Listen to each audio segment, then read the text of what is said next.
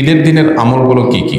ঈদের দিন উপলক্ষে একটা গুরুত্বপূর্ণ বিষয় আমাদের লক্ষ্য করা দরকার, সেটা হলো ঈদের শুভেচ্ছা কিভাবে বিনিময় করবেন, চাঁদ রাতের স্পেশাল আমলগুলো কি কি, ঈদ উল ফিতরের নামাজের নিয়ত নিয়ম কি। নিয়ত হলো আমি ঈদের ফিতরের নামাজ পড়তেছি, এই ইন্টেনশন যথেষ্ট যে আমি ঈদের নামাজ পড়তেছি, এটা ফজর না। ঈদের নামাজ পড়তেছি, এটা নর্মাল এরশাক না। ঈদের নামাজ পড়তেছি, এটা জোহর না। এই যে পার্থক্য আছে, এই নিয়ত আছে, এইটুকুই যথেষ্ট আপনার। এটাই হলো নিয়ত। মূলত আলাদা মুখে নামাই দোয়ান ইত্যাদি ইত্যাদি এগুলো বলার দরকার নেই।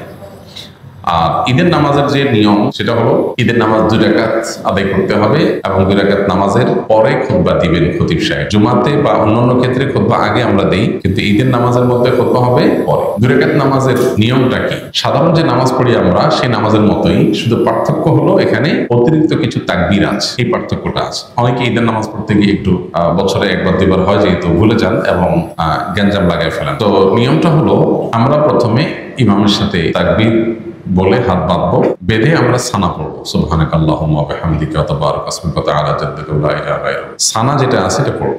সানা পড়া শেষ, এরপরে অতিরিক্ত তাকবীর দিবেন ইমাম সাহেব। এই অতিরিক্ত তাকবীর আমরা কান পর্যন্ত হাত তুলবো এবং হাত ছেড়ে দিব। অতিরিক্ত তাকবীর কয়টা দিব এটারই মত পার্থক্য আছে। 2 মতের সপক্ষেই বিশুদ্ধ হাদিস রয়েছে। এ সম্পর্কে বিস্তারিত জানতে চাইলে ডক্টর খন্দকার আব্দুল্লাহ জাহাঙ্গীর আলাদা বই আছে এটার উপরে, ঈদের সালাতের তাকবীর নিয়ে, সেটা দেখতে পারেন। 6 তাকবীর হানাফি মাযহাব অনুযায়ী, অন্যান্য মাযহাব অনুযায়ী 12 তাকবীর। এই দুইটাই বিশুদ্ধ। তো অতিরিক্ত যে তাকবীর সানা পড়ার পর ইমাম সাহেব দিবেন, আমরা সাথে সাথে বলবো আল্লাহু আকবার, আল্লাহু আকবার, আল্লাহু আকবার। 3টা তাকবীর হবে তো, প্রথম 2টাতে হাত ছেড়ে দিবেন, তৃতীয় তাকবীরের পরে হাত বেঁধে ফেলবেন। এবার ইমাম সাহেব সূরা ফাতিহা পড়বেন, অন্য সূরা মিলাবেন, রুকু করবেন, সিজদা করবেন, আবার দ্বিতীয় রাকাত শুরু করবেন। দ্বিতীয় রাকাতে তাকবীরটা হবে শেষ। ইমাম সাহেব দাঁড়ায় সূরা পড়বেন, সূরা ফাতিহা পড়বেন, সূরা মিলাবেন, এরপরে আল্লাহু আকবার, আল্লাহু আকবার, আল্লাহু আকবার। অতিরিক্ত তাকবীর দিবেন, 3টা হানাফি মাযহাব অনুযায়ী, আর শেষে আরেকটা তাকবীর দিয়ে রুকুতে যাবে। তাহলে 4টা হবে লাস্টে, 3টা অতিরিক্ত তাকবীর, একটা রুকুর তাকবীর, ব্যাস।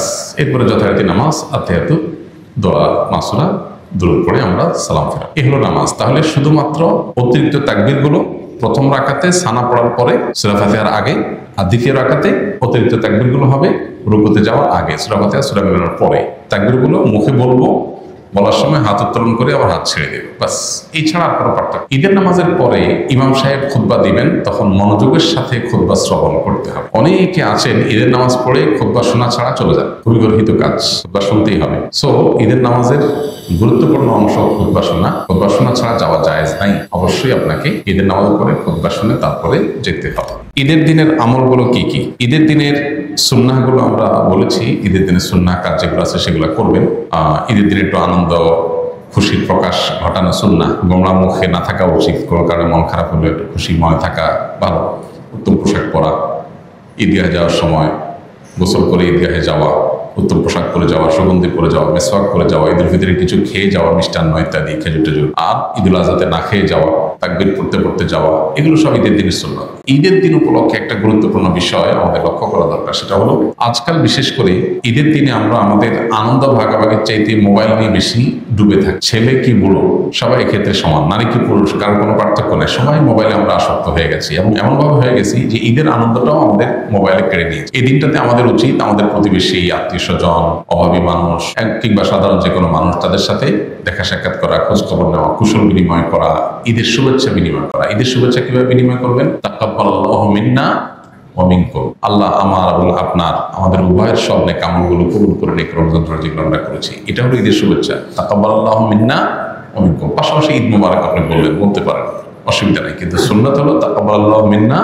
ওয়া মিনকুম বলা। এভাবে আমরা শুভেচ্ছা বিনিময় করব। মোবাইলে ডুবে না থেকে সবার সাথে আমরা আনন্দ ভাগাভাগি করার চেষ্টা করব এবং গরিব অভাবী মানুষদের ঘরবাড়িতে যে বিশেষভাবে তাদেরকে ঈদের আনন্দটা দেওয়ার চেষ্টা করবো ইনশাআল্লাহ। ঈদ উপলক্ষে একটা অনাচার শুরু হয়েছে আমাদের সমাজে, এটার বিরুদ্ধে সামাজিক আন্দোলন এবং সচেতনতা গড়ে তোলা দরকার। সেটা হলো ইদানিং দেখা যায় যে ঈদ আসলেই আমাদের কিছু উঠতি বয়সের ছেলেফেলেরা তারা বিভিন্ন গাড়ি ভাড়া করে, পিকআপ ভ্যান ইত্যাদি ভাড়া করে দলে দলে সেখানে বড় বড় আপনার ডেক সেট, আপনার বক্স, এটাতে ভলিউম একেবারে হাই করে দিয়ে তারা বিভিন্ন গান বাজনা করতে করতে রাস্তাঘাট প্রদক্ষিণ করে। এর ফলে বিভিন্ন সড়ক দুর্ঘটনা ঘটে। ঈদের আনন্দ তরুণরা করবে, কিন্তু সেটা করতে গিয়ে যদি তারা উচ্ছৃঙ্খলতা করে, বখাটেপনা করে, তাহলে সেটা অবশ্যই থামাতে হবে। চাঁদ রাতের স্পেশাল আমলগুলো কি কি?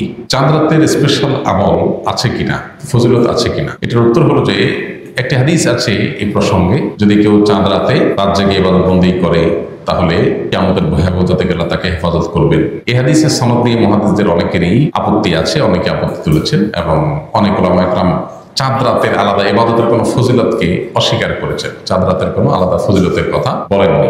আবার অনেক ওলামা ইকরাম, বিশেষ করে সালাফ পূর্বসূরি অনেক বড় বড় মুহাদ্দিস, অনেক পূর্বসূরিগণ এই চাঁদ রাতে ইবাদত বন্দেগী করতেন এবং করাটাকে উৎসাহিত করেছেন বিভিন্নভাবে। ঈদের চাঁদ দেখা যাওয়ার পর থেকে তাকবীর পাঠ ঈদুল ফিতরে এটা আমাদের করতে হবে, এটা একটা আমল।